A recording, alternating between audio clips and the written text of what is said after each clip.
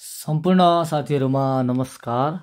मैले चाहिँ हिजो हजुरहरुलाई धान काटेको देखाइरहेको थिएँ मेसिनद्वारा। आज चाहिँ म त्यो काटिसकेको धान अर्थात् काटेर ठेसर लगाएर बाँकी रहेको पराललाई चाहिँ कसरी माच अथवा कहीँ कुन्यु पनि भन्ने गरिन्छ, माच अथवा कुन्यु चाहिँ कसरी बनाउँछन् कोरियामा हेर्नुस्। पर्मानेन्ट लामो समयको लागि राख्न मिल्ने खालको बनाउँछन्, देख्न सक्नुहुन्छ भिडियोमा।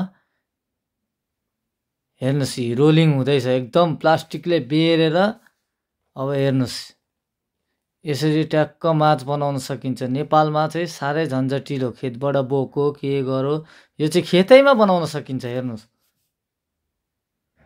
यस्तो मेसिनहरू कोरियामा उपलब्ध छ।